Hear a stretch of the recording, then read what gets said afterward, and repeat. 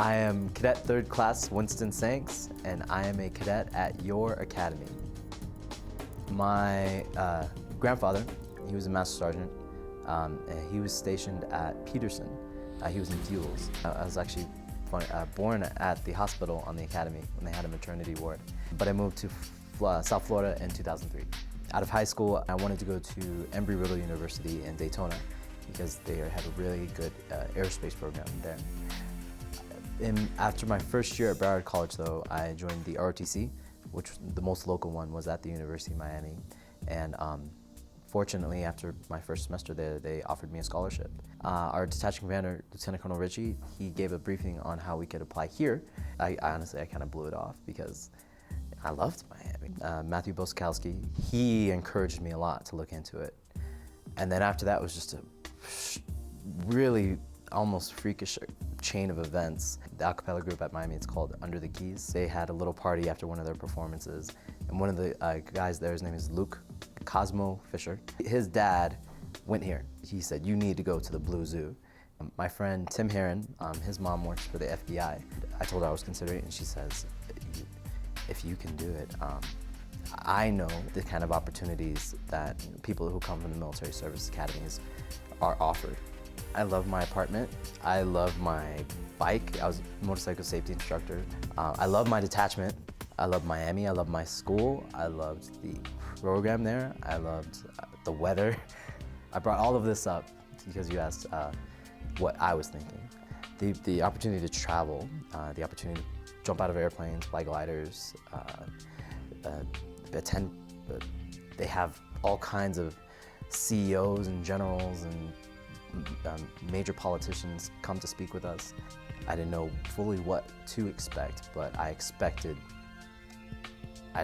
good things. Immediately before coming here, I was Cadet 3rd Class Sanks, and now I'm again Cadet 3rd Class Sanks.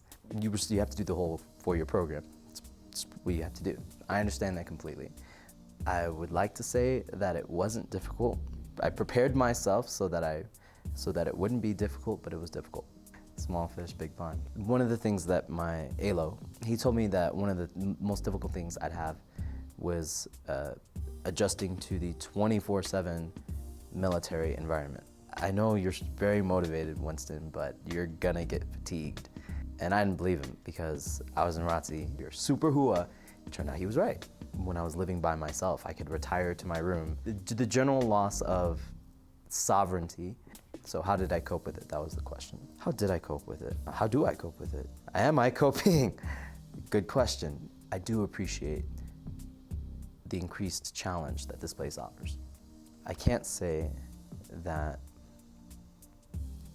this place is perfect. I can't say that I'm perfect at it. It's extremely difficult here, for me personally. But I'm trying my best. There is a sense of accomplishment for me personally if I can look at something and try it and try my best at it. Particularly when I succeed, I feel good. I feel validated. I feel like I'm doing something worthwhile with my time. There's an increased challenge here, and I feel good when I do my best, whether I succeed or not. And if I left, I would feel as if I gave up. I feel that I can do this. And I want to do this. I want to get my degree in astronautics. I want to work my way up back to a big fish. I want to take advantage of the opportunities offered. The astronautical engineering majors here have the opportunity, I view it as an opportunity, to design, test, and build, and eventually help with the launch and operations of a real satellite. It is everything that they do when it comes to space. And space manufacturing, space telecommunications, space operations, all those things that are necessary for any, whether it be in military or not. We're doing it and we're learning it here hands-on, which to me is an incredible experience. I'm an undergraduate engineering student and I operate a $12 million satellite. Where else, besides here, that doesn't happen. It's also a leadership opportunity. opportunity, leadership experience. I'm leading a crew, maybe 2 other people. We're responsible for the completion of the mission. We have to get this data downloaded. We have to execute this test. They entrust us with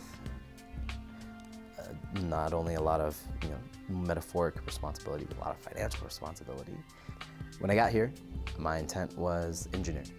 62E, after I got here though, if you want a pilot slot, you have a good chance of getting it. I am considering becoming a pilot, but I'd like to be involved in the engineering side of things, regardless of what I do, even if I do become a pilot. So if that is the case, the ultimate goal, get into test pilot school and help with the development of experimental aircraft and rocketry and new avionics. This place is awesome. The Academy professors are some of the most competent people I know. AOCs are some of the most professional military members I've been exposed to. The core values: integrity first, service before self, excellence in all we do. I love that.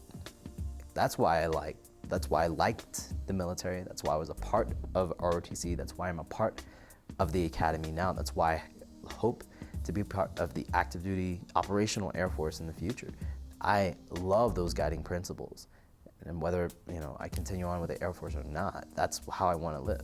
I don't think there are many things outside of that I want to be. That's the kind of man I aspire to be. That really encapsulates it quite nicely. There are a lot of people who feel the same way I feel, I think. I'm Cadet 3rd Class Winston Sanks, and I am a cadet at your academy.